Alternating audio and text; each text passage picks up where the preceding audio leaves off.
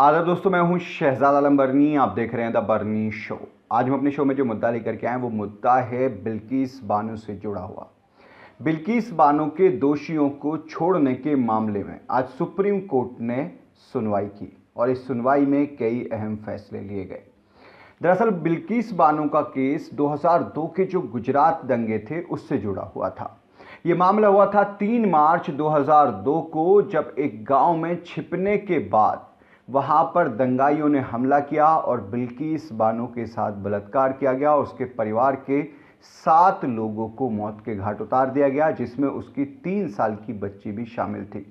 इस मामले में जांच बैठी। जांच बैठने के बाद ये मामला 21 जनवरी 2008 को मुंबई की सीबीआई की स्पेशल अदालत ने एक फैसला सुनाया, जिसमें कहा गया कि 11 दोषी ठहराए गए और उन 11 लोगों को उम्र कैद की सज़ा सुनाई गई। उसके परिवार के हत्यारों के आरोप में और गैंगरेप के आरोप में सज़ा सुनाई गई थी और 11 लोगों को बाकायदा उसको उम्र कैद की सज़ा हुई। इसके खिलाफ बॉम्बे हाई कोर्ट में मामला पहुंचा।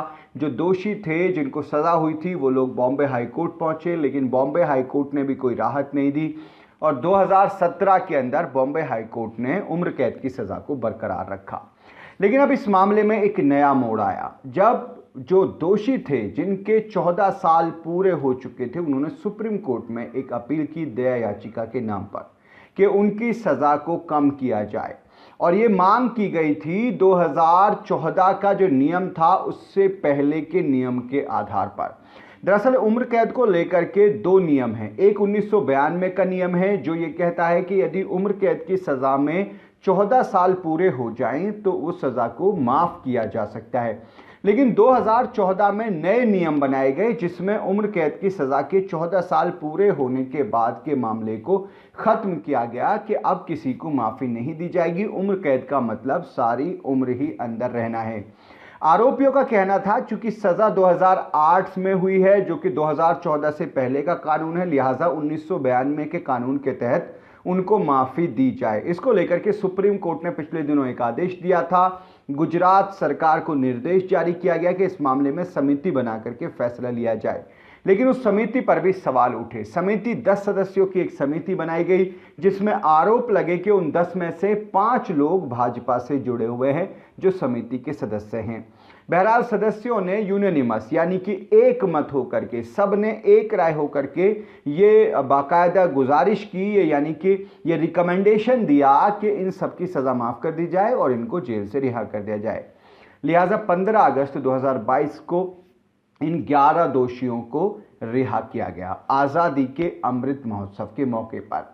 अब इसको लेकर के विवाद शुरू हुए। सामाजिक कार्यकर्ता, महिला अधिकार कार्यकर्ता, जो न्याय अधिकार कार्यकर्ता होते हैं, वो सब लोग सुप्रीम कोर्ट पहुंच गए और कुछ याचिकाएं भी इसमें दायर हुई, जिसको लेकर के आज सुप्रीम कोर्ट ने सुनवाई की थी।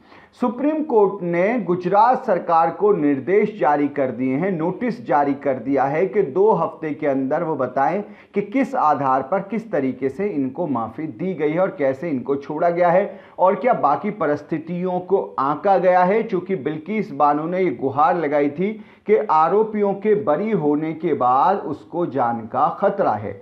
बहरहाल सुप्रीम कोर्ट ने इस मामले में यह आदेश दिया है कि जो गुजरात सरकार ने जो समिति बनाई थी उसको लेकर के रिपोर्ट दायर करनी है सुप्रीम कोर्ट में। नोटिस जारी कर दिया गया है। 2 हफ्ते के बाद इस मामले में दोबारा सुनवाई होगी।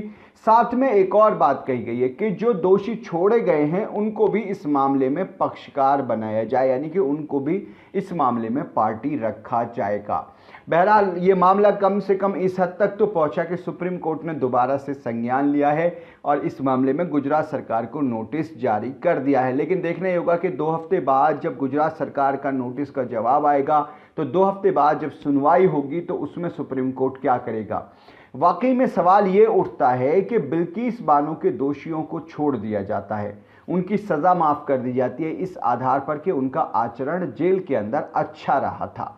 लेकिन दूसरी तरफ और भी कई सारे केसेस हुए, जैसे कि निर्भया हुआ, उसमें बाकायदा फांसी की सज़ा दी गई, जबकि निर्भया जो है वो बिल्किस बानो के काफ़ी बाद का केस था। इसी को लेकर के निर्भया की जो माता हैं आशा देवी, उन्होंने भी उन आरोपियों के स्वागत पर सवाल उठाए हैं कि ये लोगों का ऐसे फूल मालाओं से स्वागत हो रहा है जैसे कि ये कोई बॉर्डर से जंग जीत करके आए हों।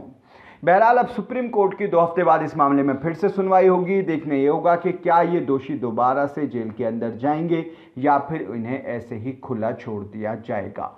आप इस पूरे मामले को किस तरीके से देखते हैं, अपनी राय ज़रूर बताएं। वीडियो के नीचे कमेंट बॉक्स है, उस कमेंट बॉक्स में जाकर के अपनी राय हमें ज़रूर बताएं। आज के इस एपिसोड में इतना ही। हमारी आपसे रिक्वेस्ट है, इस वीडियो को शेयर ज़रूर करें और हमारे चैनल को सब्सक्राइब ज़रूर करें।